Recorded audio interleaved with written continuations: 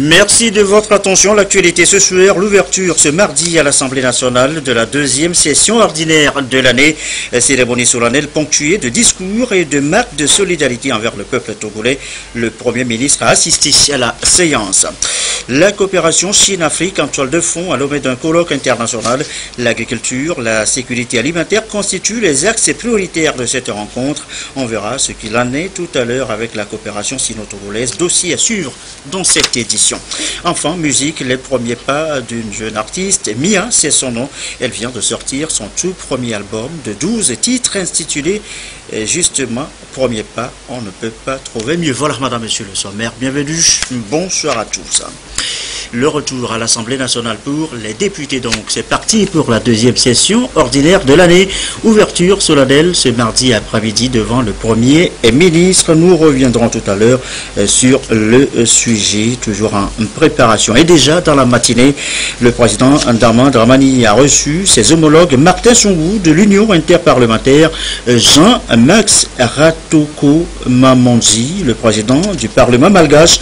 Avec le premier, il a été question de l'actualité politique togolaise, des activités de l'Union interparlementaire, et avec le second, les échanges ont porté sur les ODD, les objectifs du développement durable.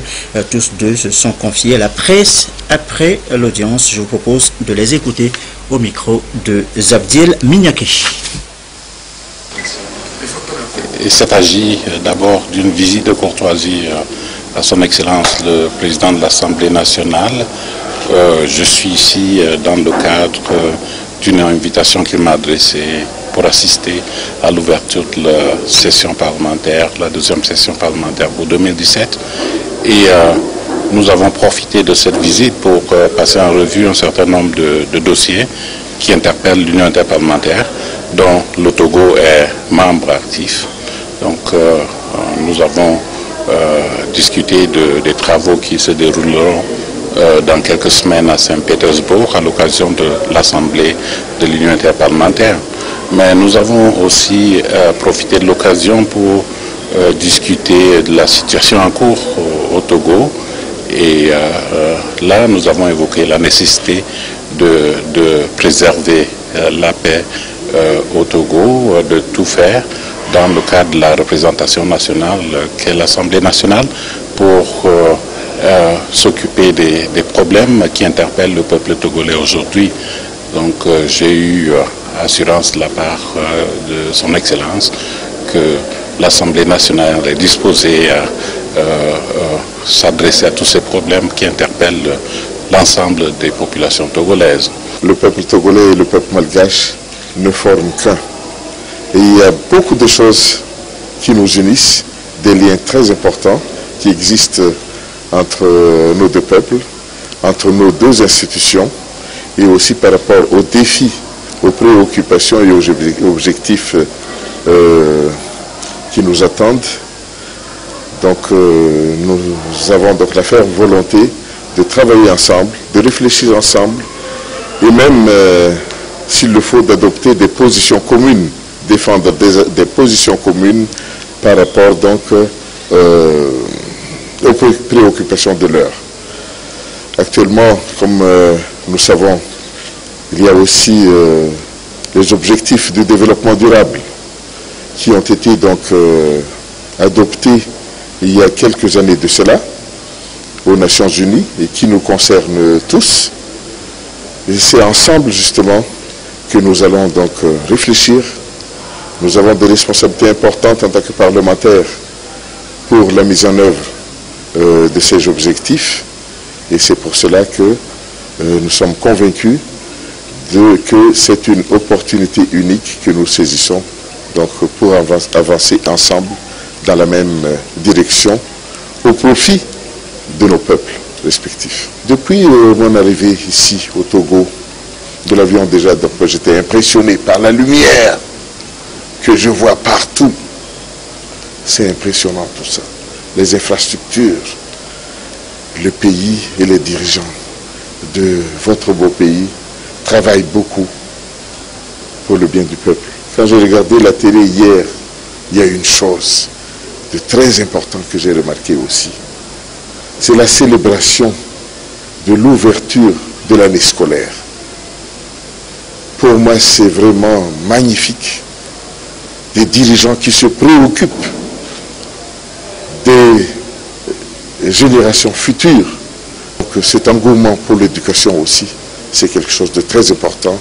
Et vraiment, pour cela, moi, je voudrais pouvoir humblement adresser mes félicitations donc, au gouvernement et aussi souhaiter, par la même occasion aussi, une bonne année scolaire pour tous les enfants du Togo. Et voilà donc le président de l'Assemblée nationale malgache qui, je rappelle, a foulé le sol togolais hier pour assister justement à l'ouverture de la deuxième session ordinaire de l'Assemblée nationale ce mardi. Il a été accueilli par son homologue togolais Daman Dramani à l'aéroport international Gnassingbé et Yadema. Avant de rejoindre sa résidence, eh bien, il a donné les raisons de sa présence au Togo. Nous l'écoutons encore au micro, cette fois de Lucassi.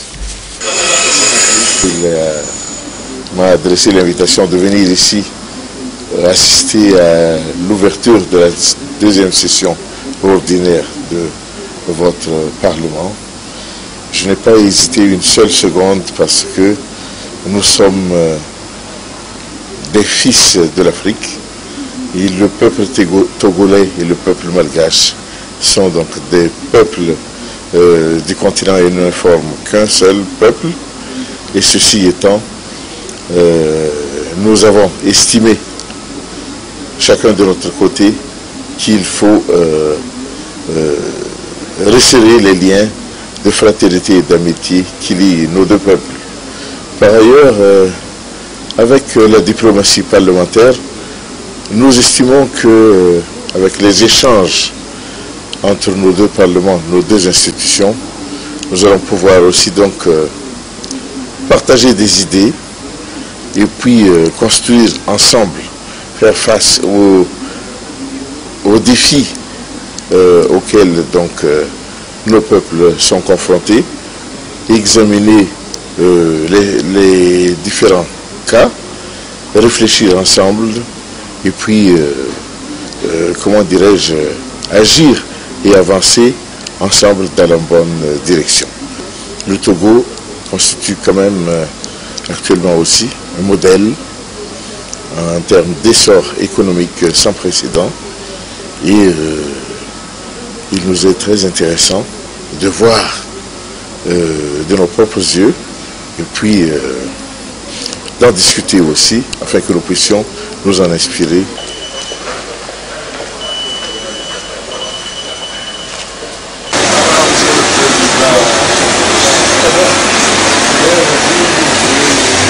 Ma visite ici aujourd'hui a un objet multiple.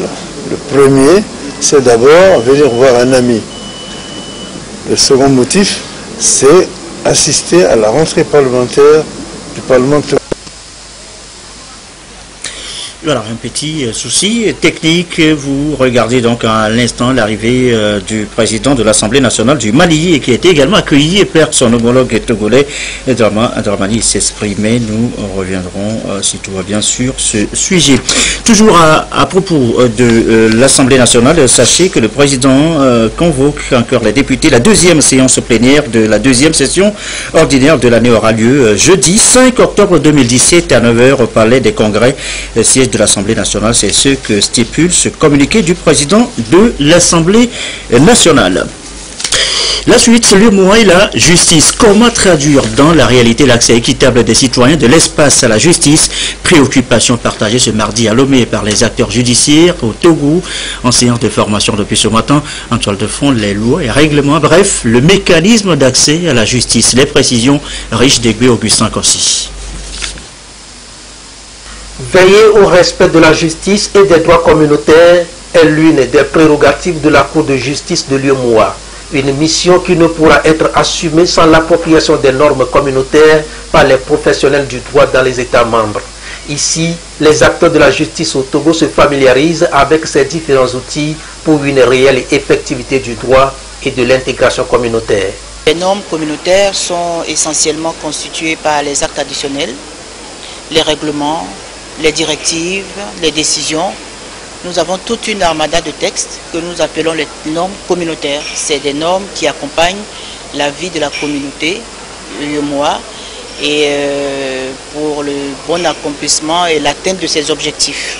La Cour de justice, dans le souci de se rapprocher du justiciable, de se rapprocher des tribunaux nationaux, de se rapprocher des populations de notre Union, a trouvé bon d'organiser des séminaires nationaux de formation et de vulgarisation à l'attention de toutes les composantes de nos sociétés. La Cour de justice de l'UEMOA, son domaine de compétence, le cadre institutionnel et juridique, tous ces aspects sont ici abordés. Pour le ministre garde des Sceaux Pius Agbetome, la justice étant un processus, reste un idéal à atteindre. Une préoccupation qui interpelle les acteurs concernés pour l'accès de tous à une justice équitable. 3 fonctions essentielles sont à retenir. Celle d'être un vecteur du développement, un outil de renforcement de l'état de droit, de la démocratie, en même temps qu'elle constitue pour le citoyen le grand rempart de la protection de ses droits. Mais la justice ne peut remplir effectivement et efficacement ces 3 fonctions que dans un contexte de système judiciaire national de qualité. Chaque pays doit donc consentir les efforts nécessaires pour mettre ses juridictions en mesure de rendre la justice avec de solides garanties d'impartialité, d'indépendance et de respect des droits humains. Du constat général, ces droits dits communautaires sont très peu connus dans l'espace de l'Union, aussi bien des citoyens que des professionnels du droit. Tout comme au Togo, les acteurs judiciaires du Sénégal et de la Côte d'Ivoire se prêteront aussi à cet exercice de renforcement de capacité pour le rayonnement des professions judiciaires dans la sous-région. Également dans l'actualité, ce communiqué du ministre de la Sécurité et de la Protection civile. Ce mardi 3 octobre 2017, aux environs de 12h30, 6 individus à dos de 3 motos, dont 3 munis d'armes automatiques de type AK-47, ont attaqué au grand marché de Lomé l'établissement Hope Store, un bureau de change situé sur la rue du Commerce où travaillent habituellement 4 cambistes. Ce braquage a occasionné 5 morts et 11 blessés.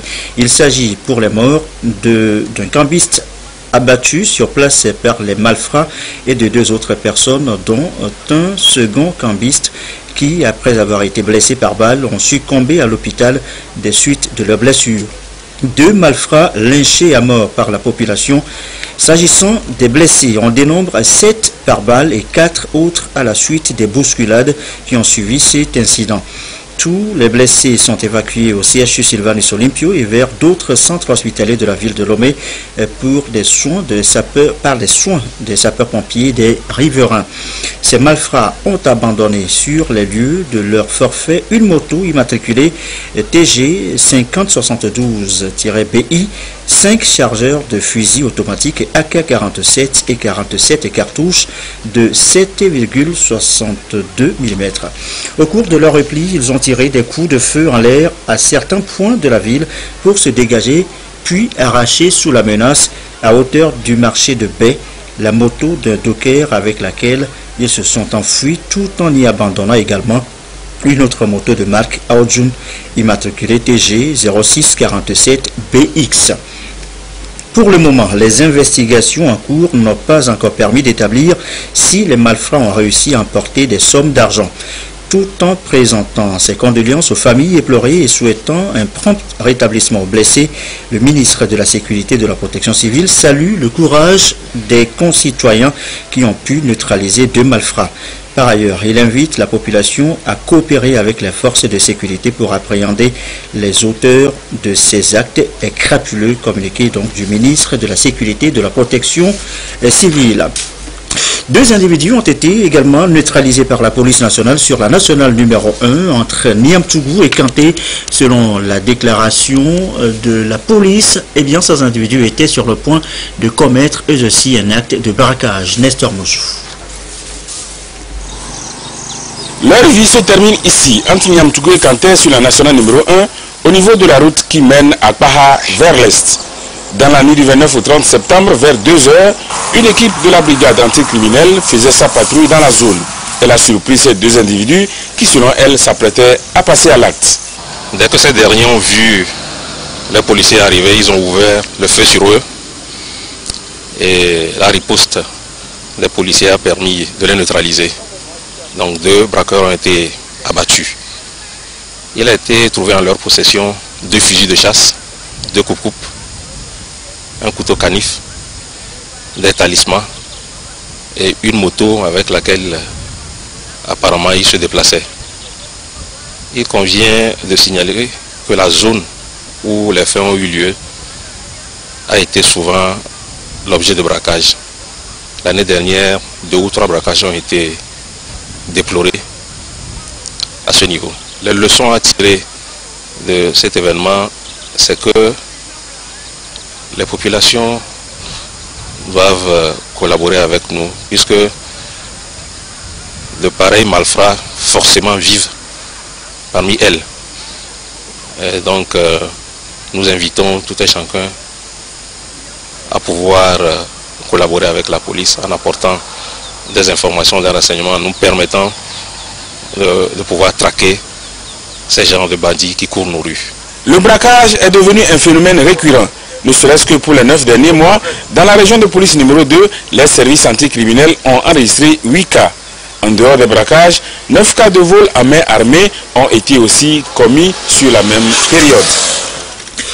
Autre sujet évoqué, la responsabilité sociétale des entreprises. Le concept a réuni les responsables d'entreprises et de sociétés à la Chambre du commerce et d'industrie du Togo. C'est pour les sensibiliser sur les démarches en vue d'une meilleure performance de leur entreprise. Sandra Ziabé et Poussala pour la précision. Au Togo, on en dénombre un nombre important de grandes entreprises, PME et PMI. Pour les impliquer davantage dans la croissance économique, il est nécessaire qu'elles se conforment aux principes du développement durable. Dans le contexte économique mondial aujourd'hui, la responsabilité sociale des entreprises RSE, une référence internationale ISO 26000 s'impose. À la Chambre de commerce et d'industrie, les responsables d'entreprises et de sociétés sont venus se former sur le concept en vue de relever le défi de la compétitivité de leurs entreprises. Aujourd'hui, les normes gouvernent le monde, surtout le monde des affaires. Pour pouvoir aller sur certains marchés, on vous demande de remplir certaines conditions. Et les conditions, ce ne sont pas des obligations, mais c'est volontaire. Au moment où le gouvernement ou bien les sociétés, les regroupements professionnels encouragent les entreprises togolaises à aller sur d'autres marchés, il va falloir préparer les entreprises togolaises à être compétitives sur ces marchés. Nous ne pouvons pas aller sur ces marchés sans outils. Et ce qui est encore intéressant dans la responsabilité sociétale, c'est que ça amène l'innovation. On veut faire mieux pour que soit distingué par rapport aux autres concurrents. La RSE prend en compte les objectifs de développement durable ODD. C'est une référence qui permet de positionner des valeurs et éthiques dans les affaires en faisant respecter les critères liés au travail décent, aux droits de l'homme, à l'environnement et à la bonne gouvernance. Avec le cabinet Update Concept, une formation est prévue les 9 et 10 novembre prochains pour permettre aux intéressés par cette démarche d'obtenir des outils pour déployer la RSE au sein de leur corporation. Nous l'annoncions en titre tout à l'heure, le colloque international sino-africain sur l'agriculture. Eh bien, la rencontre a été élargie à la foresterie. Elle a ouvert donc ses portes ce matin à Lomé. Il est question pour les acteurs agricoles et universitaires africains, comme chinois d'ailleurs, de réfléchir sur les nouvelles sources de financement de l'agriculture en Afrique. Autre question importante à l'ordre du jour, comment les populations africaines peuvent bénéficier du savoir-faire technologique des Chinois dans un partenariat gagnant-gagnant. Lucassi à l'ouverture ce matin des travaux. Le secteur agricole contribue à plus de 60% au PIB national des pays africains, à l'instar du Togo, et absorbe 60 à 80% de la population active.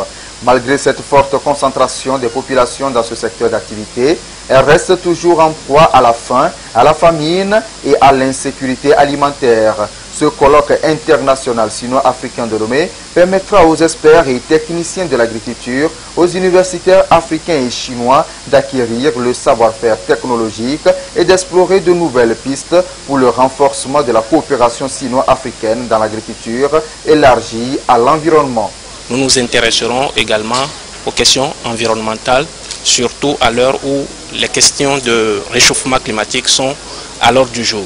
Le gouvernement togolais a récemment initié ce que nous appelons les agropoles. Et donc pour pouvoir donner une chance à réussir à ces agropoles-là, il faudrait qu'on documente justement la question pour voir quels sont les moyens dont l'État togolais aura besoin pour pouvoir réussir ce changement de cap. Cette rencontre intervient à l'heure où le Togo et la Chine célèbrent le 45e anniversaire de la vitalité de leurs relations de coopération. Et l'un des axes de cette coopération est l'agriculture. L'agriculture occupe une place importante dans l'économie togolaise. Le Togo a réussi non seulement à nourrir sa population, mais aussi à exporter ses produits excédentaires dans d'autres pays de la région. Le café, igname, cacao, ananas et d'autres produits togolais sont très appréciés. Le Togo, qui a insufflé une nouvelle dynamique à son secteur agricole, entend tirer meilleur profit de ce rendez-vous d'échange scientifique pour renforcer le sort de ce secteur en obtenant plus de projets chinois sur le sol togolais. Au Togo, le premier accord cadre de partenariat entre les deux pays date du 19 septembre 1972 et est justement relatif au secteur agricole. De 1972 à 2012, plusieurs projets ont été initiés au bénéfice du Togo. Le dernier d'envergure en date est la construction en 2012 d'un centre pilote agricole à Zanguera. Ce colloque, dont le thème est la Chine en Afrique, quelle coopération agricole pour quelle sécurité alimentaire, fait partie des 10 projets retenus par la Chine pour être exécutés en Afrique au cours de cette année. A signalé dans la foulée cette autre rencontre régionale sur le financement de l'agriculture. C'est depuis hier à Lomé et c'est au profit des acteurs et parties prenantes des chaînes de valeur agricole en Afrique. Les précisions Yasmine Kodia, Carmen Madji à Capou. L'agriculture occupe en Afrique subsaharienne près de 70% de la main-d'œuvre active et contribue pour 25 à 70% au PIB de la plupart des pays. Cependant, selon une étude de la BAD, moins de 3% du total des prêts octroyés par les banques commerciales sont en direction du secteur agricole. Il convient donc d'accroître l'accès au financement agricole, surtout dans les milieux ruraux. Pour ce faire, l'Association africaine de crédit rural et agricole AFRACA réunit ici les décideurs, les banques commerciales et les entrepreneurs des PME agroalimentaires en vue de créer une synergie d'action pour un meilleur financement de l'agriculture en Afrique. Our target or vision is to make sure everyone has access to financial services. Ils vont partager leur expérience. En même temps, on va leur donner des outils qui permettent de relever les défis et aussi de lever les contraintes qui limitent l'accès des acteurs au financement pour une meilleure agriculture et pour le bien des populations. We're here now to meet with bankers, to meet with farmers, to find solutions to these problems. 15 pays sont donc à représenter. Pour la FAO, il s'agira de partager les expériences en vue d'élaborer des projets structurants pour un développement des chaînes de valeur inclusives. C'est aussi un manque à gagner au niveau des institutions de microfinance et des institutions de financement. Il y a besoin de travail autour des efforts qu'on pourra mettre ensemble pour lever les contraintes liées à l'accès au financement pour les acteurs. Le gouvernement togolais a mis en place depuis quelques années des mécanismes pour mieux suivre les actions en faveur de la finance rurale. Cette rencontre des parties prenantes va justement, selon le ministre de l'Agriculture, aider à disposer d'éléments pertinents pour analyser et financer les propositions des agro-entreprises.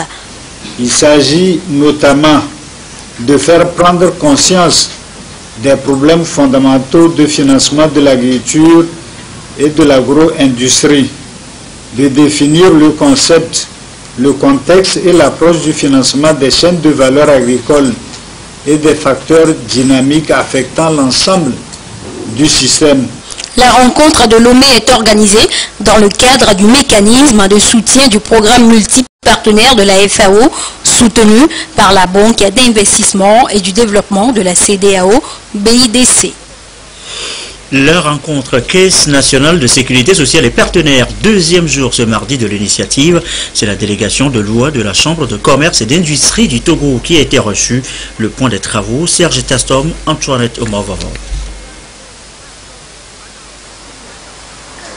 Après le Conseil national du patronat, place ce jour à la Chambre de commerce et d'industrie du Togo, CCIT, pour ce deuxième rendez-vous de la semaine du partenaire.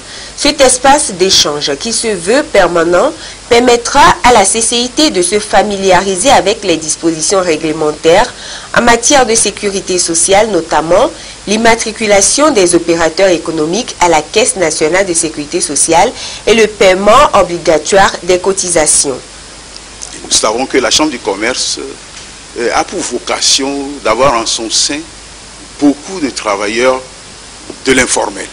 Il est de bon ton que nous puissions aller vers la Chambre du commerce, échanger avec elle sur les voies et les moyens de pouvoir amener tous ces gens-là qui sont des opérateurs économiques, qui font de l'économie dans ce pays, qui font de la richesse pour ce pays, les amener à pouvoir, ensemble avec eux, pouvoir porter vers d'autres diapasons la sécurité sociale dans ce pays. Et déjà, la CCIT mesure l'impact de cette démarche et s'engage à accompagner la Caisse nationale de sécurité sociale à atteindre ses objectifs.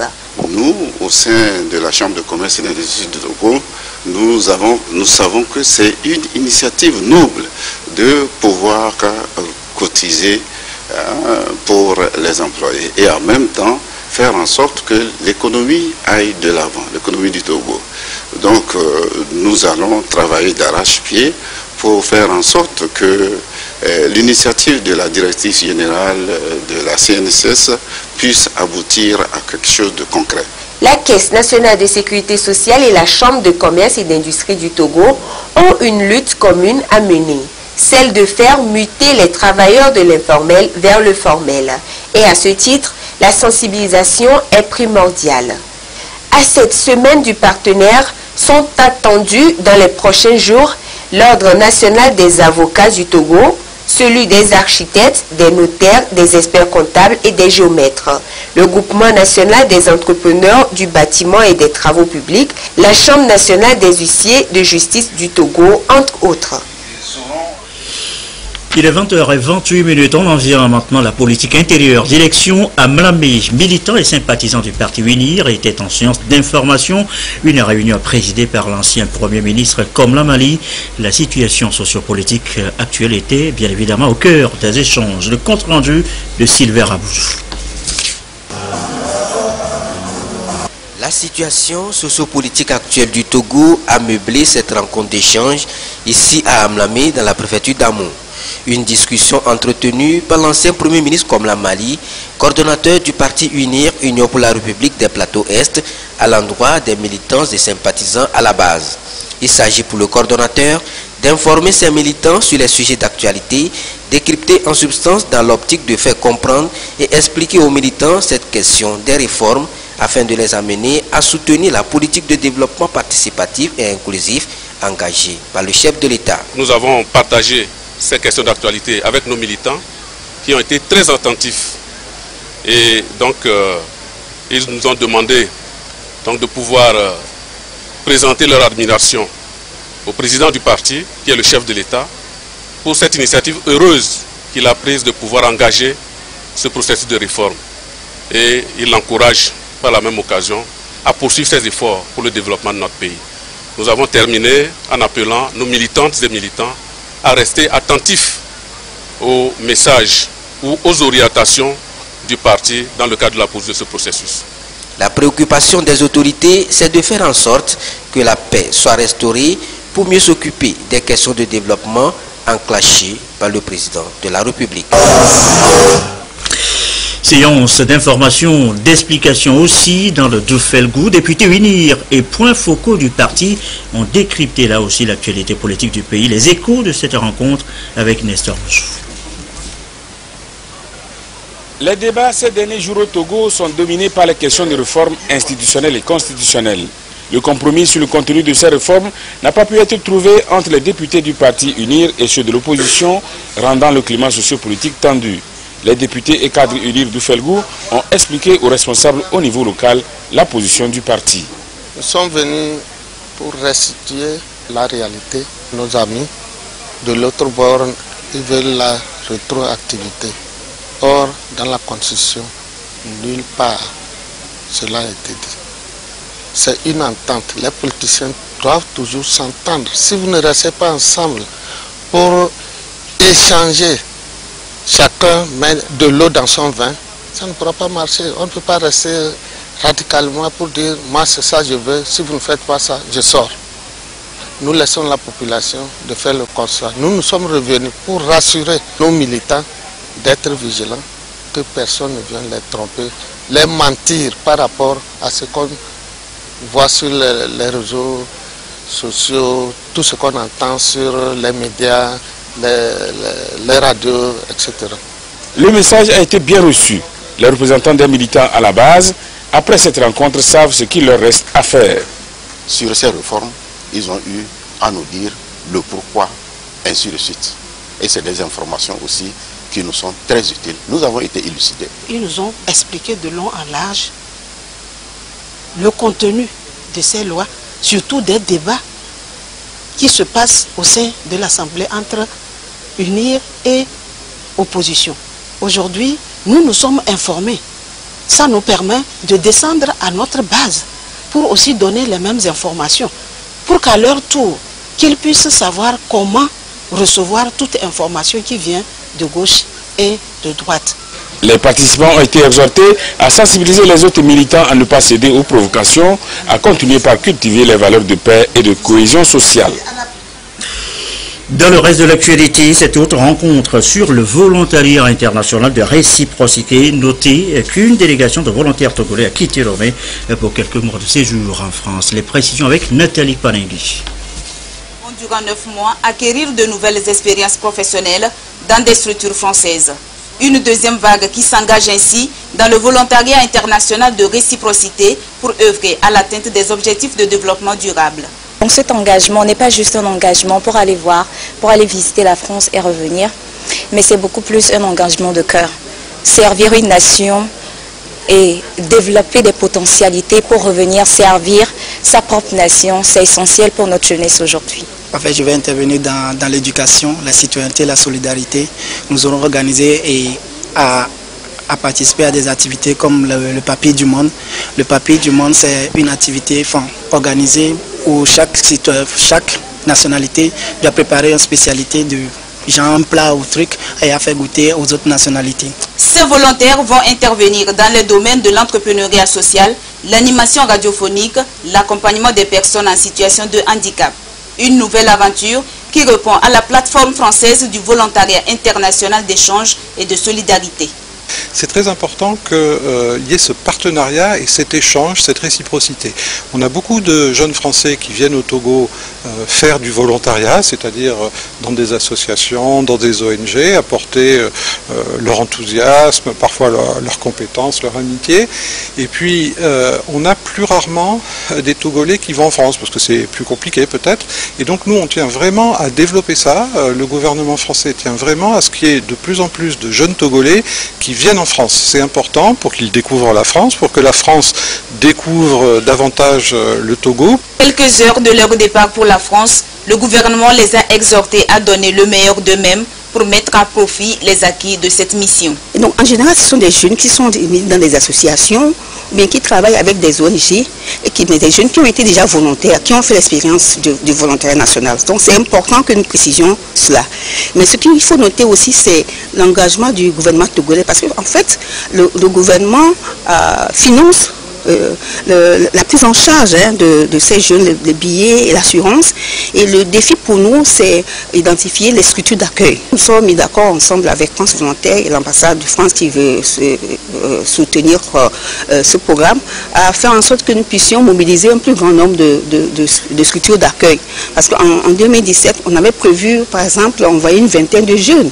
Mais aujourd'hui, nous sommes qu'à 6. Ça veut dire que nous n'avons pas pu atteindre notre objectif. Mais le plus important pour nous, c'est de voir comment des structures d'accueil françaises peuvent vraiment se mobiliser et qu'elles acceptent d'accueillir des jeunes Togolais. Issus de l'ANVT et de l'ONG Ange, ces volontaires seront accueillis par la délégation catholique pour la coopération et l'association Avenir en héritage. La première vague composée de 5 volontaires avait participé à ce programme entre 2015 et 2017.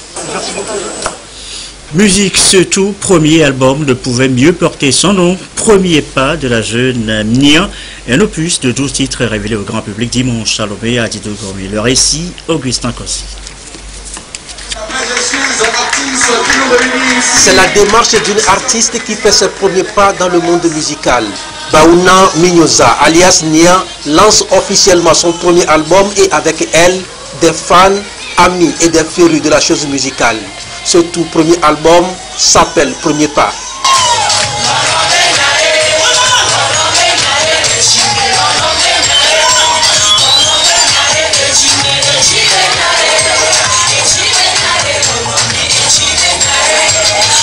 Premier pas parce que véritable artiste confirmé, parce que c'est mon premier pas qui montre le succès que je suis Nia, parce que ça a été des années de souffrance pour accomplir ce rêve maintenant ce soir. Cette chanson est dédiée à tous les artistes, les débutants, pour leur donner de l'espoir, parce qu'il y a toujours de l'espoir devant, juste avec un peu de travail, on finit toujours par y arriver. Cet opus de 12 titres marque donc le début de la carrière de Nia. Un coup d'essai qui révèle le sens d'un rêve devenu réalité, mieux le départ d'une odyssée musicale à l'image de celle et ceux qui l'ont inspirée. Elle chante l'amour, la fidélité, la passion et invite les mélomanes à suivre le mouvement. Pas devant, un pas derrière, fais le mouvement. Allez, danse ma corde ou ma corde, fais le mouvement. Allez, un pas devant, un pas derrière, fais le mouvement. C'est un bon travail que Nia a fait. Elle a vraiment un grand talent. Et vraiment, l'album Premier Pas, vraiment, c'est vraiment super. Le travail n'a vraiment pas été facile. Ça a été vraiment une tâche très compliquée. Que ce soit les arrangements au studio, les prévisions, les programmes, ça n'a vraiment pas été facile. Donc on remercie toutes les personnes qui nous ont aidés à en arriver là. On envisage beaucoup de projets, un concert notamment qui sera fait. On est en provision avec notre staff pour pouvoir bien programmer cela. Cette aventure musicale a commencé depuis 2009. D'un single, Nia a aujourd'hui à son actif plus de 15 morceaux. À cela s'ajoutent les différents podiums auxquels elle a pris part et qui l'ont destinée à une brillante carrière, même au-delà des frontières.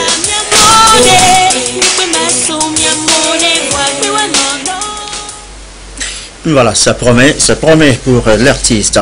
Le retour à l'Assemblée nationale pour les députés, c'est parti, je vous le disais tout au début du journal, pour la deuxième session ordinaire de l'année. Ouverture solennelle ce mardi après-midi devant le Premier ministre et des invités de marque conviés à la séance. Discours, marque de solidarité, ont rythmé les interventions. En ce premier jour de rentrée parlementaire, nous reviendrons plus amplement sur le sujet dans notre édition de 22h30 tout à l'heure.